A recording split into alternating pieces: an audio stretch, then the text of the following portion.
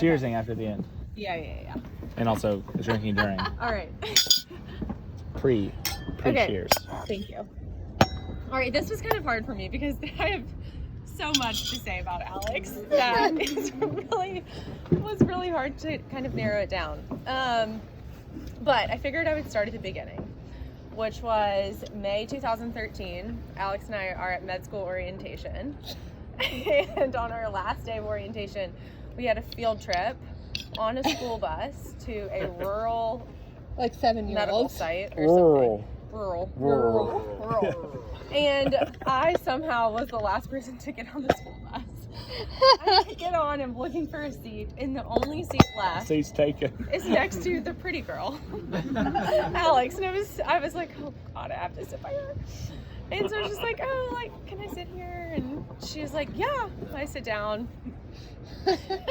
And before we even get to Mariana or wherever we're going, Alex is showing me like all these photos for her 25th birthday and her beach house and like just going on and on, being so warm and friendly. And I think that was when I realized that I was wrong, that she's so much more than just the pretty girl. And I absolutely could not have gotten through med school without Alex. She was everything to me, a huge rock.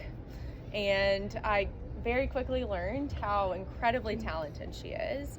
Not only is she like so brilliant, and I found out pretty early on she's a D1 athlete, and then on top of that she went Rowing. to model. Because I told you. Rowing. And she's like a chef and an artist, and like, you know, has these like drawings in her house that she did, and she's like, oh well, like I hand make all of my gifts, and I did not say that. Insane. like she makes jewelry, she makes clothes.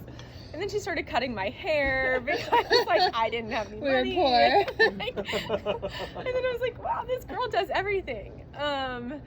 Which I think is, you know, can be intimidating, but I find it very endearing because it's so genuine. And what I really found out about Alex is that she is truly the most thoughtful, kind, empathetic friend. Alex is the kind of friend who cries with you when you cry. And I cried a lot in med school, like I'm doing now. And Alex is the kind of person who like sits down and feels what you're feeling and is right there with you, and is not just a shoulder to cry on, but is someone standing there crying with you. And is just such a genuine friend. And I know that you know that, Logan. She's also so much fun. I think was like when you cry. Case in point. such a good balance for me in med school, and made sure that I had fun every now and then, and I made sure she studied every now and then. And then we became roommates in Pensacola, and Alex has a lot of like hobbies and like gets really into a lot of things and really goes all in, which is very And admirable. Emily walked around saying, I have no hobbies. What do I do? I have a friend who has a lot of hobbies, and I I know have about an that. identity crisis around having no hobbies. Alex has so many hobbies. One of them was composting. And when we moved between houses in Pensacola, and she literally made my dad move our compost trash. Oh no! It's Like, just literally, garbage. Actual garbage. Vegetable garbage. It's Vegetable garbage. garbage, which like smelled so bad, no one ever wanted to take it Okay, so he out. knows that. Because we would like hold your breath and like dump it and run. And Alex asked my Chuck dad gets to it. move it between houses. Chuck. Mom gets it. Turned it. And she even said that day, she was like, one day you're going to be standing up at my wedding talking about how I moved your dad Oh, stop it. trash. I said Stop Say that. that to me. And I was like, probably. Was I in the picture? I can't believe you What the remember fuck, that. Alex? But that's why we love Alex. You're true to yourself, genuine, and Move that trash. you stick to what you believe. It's black gold.